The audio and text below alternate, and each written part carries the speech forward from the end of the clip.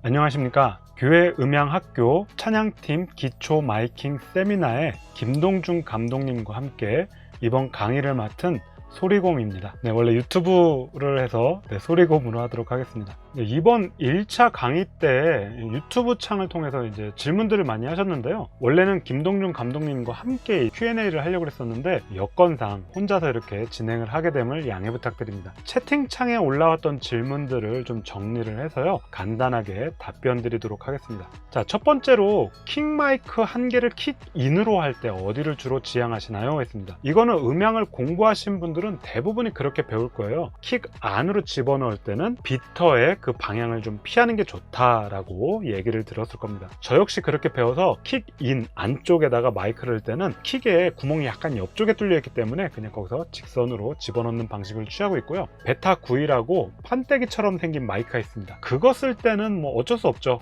이렇게 가운데다 놓긴 했는데 약간은 좀 더 뒤로 떨어져서 비터 소리가 조금 영향을 덜 주게, 한국적인 교회에서는 어택이 강한 소리를 그렇게 좋아하시진 않는 것 같아요. 그래서 저 같은 경우는 어택을 약간 좀 배제하는 그런 사운드로 마이킹을 했습니다. 자, 두 번째, 서브 킥 마이크는 킥 아웃으로 사용하고 하나는 킥 인으로 사용하면 킥 인은 비터 쪽으로 사용하면 되나요?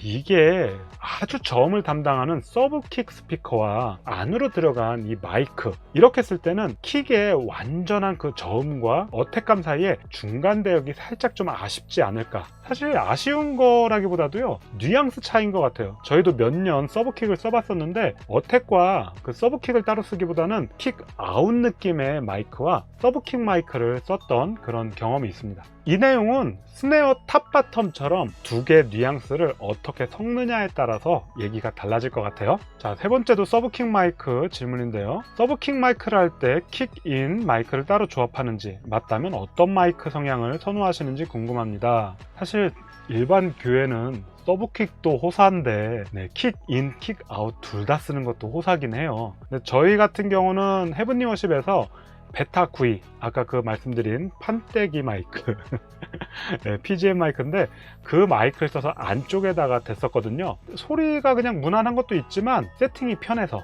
마이크 스탠드를 안 놔도 돼서 그 마이크를 썼습니다. 그래서 스펀지 위에다가 살짝 얹혀놓고 그리고 썼었어요. 아니면 킥인 마이크를 쓴다 그러면은 약간 좀 디테일이 살아있는 그런 마이크를 쓸 것 같습니다. 근데 제 성향에는 어쨌든 베타 5 같은 것을 킥아웃으로 쓰고 서브킥을 썼을 때 그게 좋았던 것 같은데요. 이건 교회 성향인 것 같아요. 자, 스네어 바텀 마이크, 스네어 바닥 마이크는 다이나믹과 컨덴서 마이크 중 어떤 성향을 좋아하시는지, 이거 뭐 제 선호니까 저 개인적으로 말씀드리자면 초기에는 어떻게든 컨덴서 마이크를 대려고 노력을 했습니다.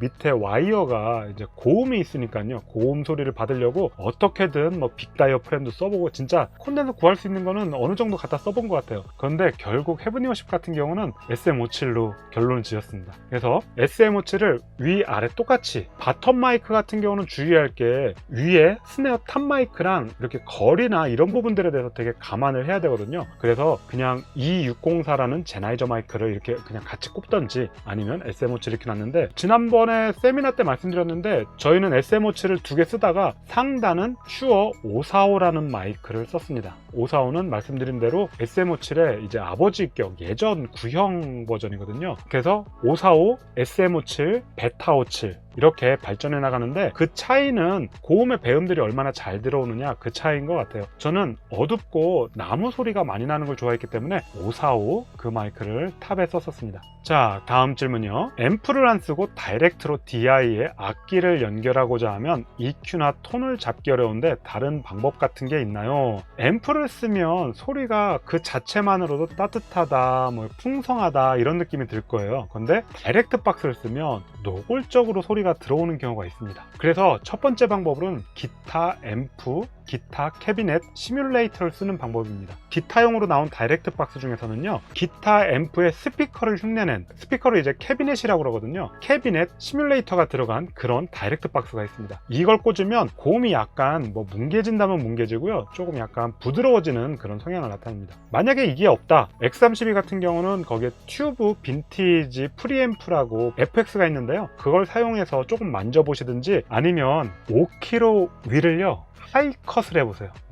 하여튼 해보세요. 다이렉트 박스도 패시브용이 있고 액티브용이 있던데 어떤 차이가 있을까요? 일반적으로 액티브는 전원이 들어갑니다. 건전지가 들어가건 혹은 믹서에서 팬텀 전원이라는 전원이 들어가고요. 패시브는 말 그대로 수동 소자를 사용한 그런 회로여서 그냥 연결만 하면 됩니다. 액티브 같은 경우는 전원이 들어가기 때문에 소리의 성향을 만들거나 그리고 소리를 증폭할 수도 있어요. 그거에 비해서 패시브는 들어온 소리 그대로 회로에 들어가니까 약간의 감쇄는 있을 수 있습니다. 뭐 특성이 나타날 수도 있어요. 그렇게 해서 소리를 내보내주게 됩니다. 그래서 세미나 때 말씀드린 것처럼 야마하 같은 경우는 커주아일이나 이런 제품보다 그 출력이 좀 낮거든요. 그래서 가급적이면 액티브 다이렉트 박스를 쓰셔라 말씀을 드렸고요. 액티브 다이렉트 박스는 전원을 사용하기 때문에 믹서에 연결하거나 이럴 때 항상 주의하셔야 됩니다. 팬텀 전원을 끄시든지 최소한 채널의 뮤트를 눌러주시고 작업을 하셔야 돼요. 그 다음 7번은 질문은 아닌데 어떤 상황인지 제가 좀 감이 와서 말씀을 드리자면, 특히 스튜디오에서는 베이스 기타 소리를 받을 때 다이렉트 박스로 받고요, 다이렉트 박스에서 분기를 해서 베이스 앰프에다 꽂아서 거기서 스피커에 나온 소리를 또 마이킹을 합니다. 그 두 소리를 섞어서 이렇게 톤을 만들어내는데요, 최근에는 다이렉트 박스만 써서 이렇게 음반 작업을 하는 경우도 많아요. 그래서 너무 장작 소리가 난다 하면은 다이렉트 박스를 바꿔보시거나 베이스 기타 프리앰프를 조금 더 다른 걸로 써보시거나 혹은 베이스 기타를 한번 다른 걸로 써보시면 어떨까 싶습니다. 그것 때문에 톤이 바뀌는 경우가 있어요.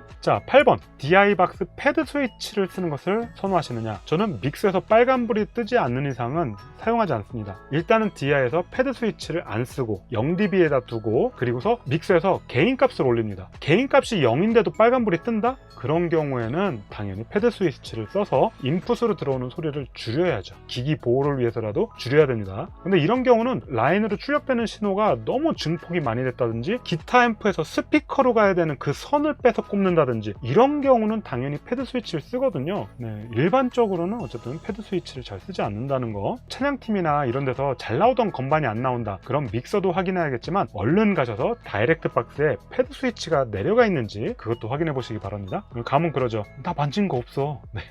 누군가 만졌죠. 네. 자, 9번 베이스 헤드 단품을 보면 EQ 조절도 가능하고 밸런스 출력 가능하게 되어 있는데 DI 대신 그 친구만 사용해도 될까요? 이게 무슨 얘기냐면, 베이스 앰프가 이렇게 스피커를 연결될 수 있게 이렇게 헤드만 나와 있는, 그 위에 앰프 부분만 나와 있는 아이들이 있어요. 여기에 보면 EQ도 있고 뭐 여러 가지 기능들이 있는데, 그러면서 DI 다이렉트 박스 기능이 있는 것들이 있습니다. 다수의 제품들이 그냥 베이스 기타를 꽂으면 그 소리가 그대로 나오고 그 다음 단에 EQ나 이런 게 만져지고 그 소리가 앰프로 가는 뭐 그런 걸로 알고 있거든요. 요건 직접 써보셔야 돼요. 그 앰프에 다이렉트 박스를 연결해서 EQ를 막 만졌을 때 믹서에서도 소리가 바뀌는지 그거 체크하셔서, 만약에 소리가 바뀐다 그러면 베이스 앰프에서 톤을 만져주시고, 소리가 안 바뀐다 그러면은 그 소리를 그대로 받아서 믹스에서 조절해 주시면 되겠습니다. 자, 그 다음 가볼까요? 10번 방송 믹스라는 것이 무엇을 말씀하시는 건가요? 라고 하셨어요. 원래 음향 엔지니어 그러면요, 기본적으로 네 파트가 있어요.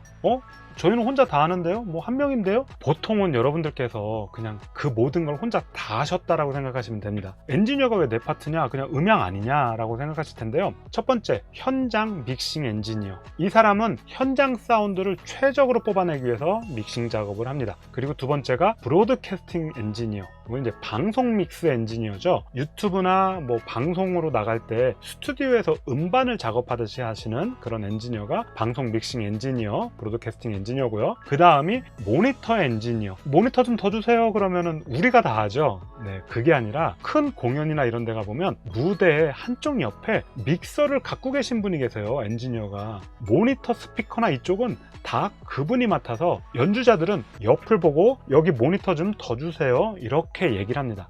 모니터 엔지니어. 마지막으로 시스템 엔지니어라고 있는데요. 이분들은 스피커를 튜닝한다든지 이런 뭐 측정하고 이런 부분들, 초기에 세팅한다든지 여기에 참여하시는 분들을 시스템 엔지니어라고 합니다. 뭐 지금 어떻게 더 분류가 되는지 모르겠는데요. 제가 아는 한에서는 그렇게 엔지니어가 네 파트가 필요한데 우리는 4인원입니다. 네, 그 네 파트를 우리가 다 하고 있습니다. 자, DI 세팅과 마이킹 세팅 차이도 보여주시면 좋겠습니다. 이거는 유튜브에서 DI하고 마이킹 생각해 보시면 되는데, 만약에 마이킹이다 그렇다면요, 우리가 귀를 직접 거기에 갖다 댄다라고 생각을 해보시면 되겠습니다. 특히 그래서 피아노 마이킹을 할 때 구글이나 이런 데서 검색해서 사진 보고 여기다 놨던데 그러고 놓는 게 아니라, 어디에서 더 풍성하고 좋은 소리가 들리는지, 나쁜 배음들이 안 들리는지 귀를 가까이 대고 이렇게 들어보는 거예요. 그 위치에 가서. 그리고 여기 괜찮을 것 같은데, 그 구글에서 봤던 그 이미지 사진과 비슷한데 라고 생각하시면 그렇게 참고해서 작업을 하시면 됩니다. 예를 들어서 이미지를 봤는데 피아노 해머 위에 뭐 몇 센치 위에 여기 딱 놨는데 그게 사진으로 나왔더라. 그래서 우리도 그 위치를 최대한 맞추려고, 그게 안 되는 게요, 그 사진의 피아노와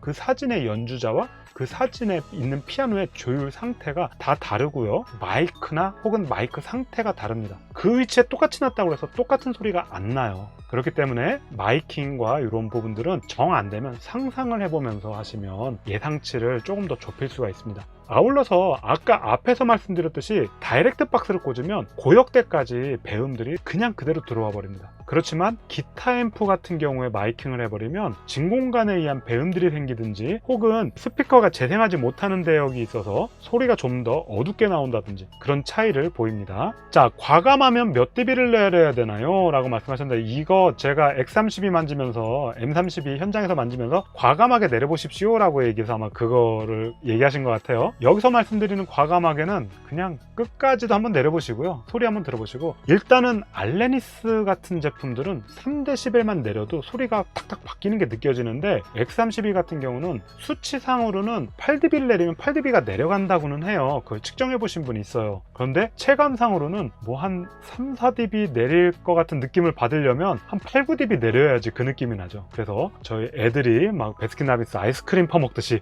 푹푹 파져 있죠. 네. 잘못된 거 아닙니다. 들어서 좋고 다른 사람들도 인정하면 오케이. 그렇죠? EQ의 그림만 보고 이거 너무 파진 거 아닌가요? 그러지 마세요.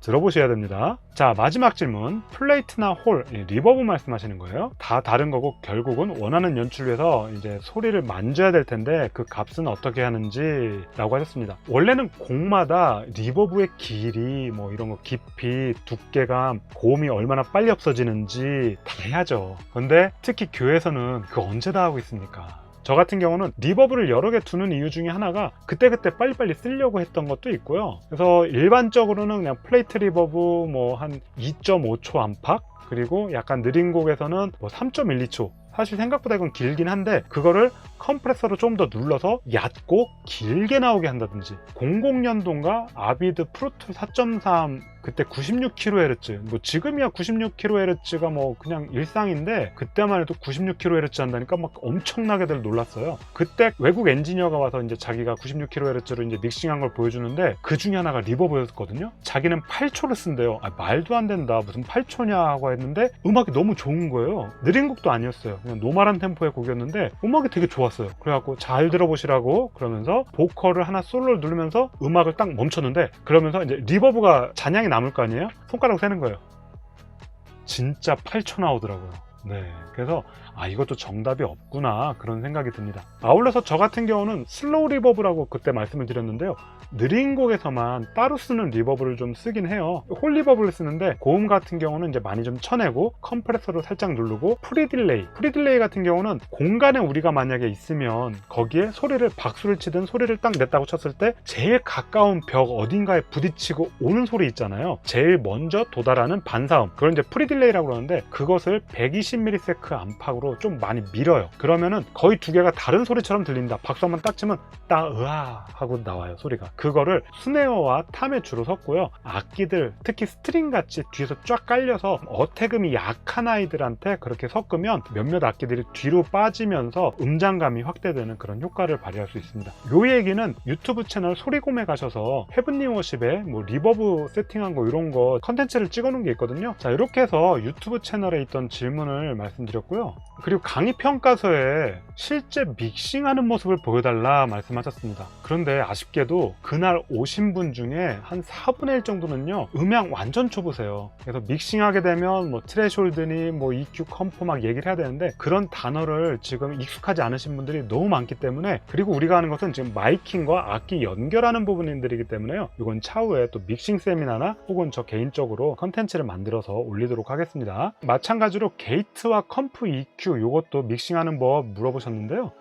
네. 뭐 다 알려드리면 좋죠. 근데 이제 이것까지 다 설명드리면 시간이 부족할 거기 때문에 저희 커리큘럼에 맞춰서 하다 보니까 이런 부분들 깊게 들어가지 못하는 점 양해 부탁드리겠습니다. 자, 그리고 마지막으로 M32에서 멀티트랙 녹음하는 법 말씀하셨는데요. M32나 X32 뒤에 보면 USB를 연결하는 그 단자가 있어요. 멀티트랙 녹음하는 단자가 있는데 컴퓨터에다가 M32, X32 드라이버를 설치하신 후에 이 USB를 연결을 하면 컴퓨터에서 M32가 32채널 오디오 인터페이스로 인식됩니다. 여기에다가 멀티트랙 녹음하는 프로그램이 있어요. 웨이브즈에서 나오는 트랙스 라이브라고 하는 것을 제일 많이 썼었는데 이 제품은 더 이상 업데이트가 없기 때문에 단순히 녹음용으로는 편하고요. 그 외에 리퍼라는 제품이 있습니다. 이것도 원래는 30일간 무료인데 그 위에도 클릭하면 넘어가긴 해요. 원래는 구입을 해야 됩니다. 네, 그렇게 해서 멀티트랙 레코더 프로그램을 쓰면 M32에 들어온 소리가 바로 녹음이 될 수 있습니다. 나머지 질문들은 2차에서 설명을 드리도록 할게요. 함께 해주셔서 감사하고요. 그러면은 마이킹 세미나 두 번째 시간에 뵙도록 하겠습니다. 감사합니다.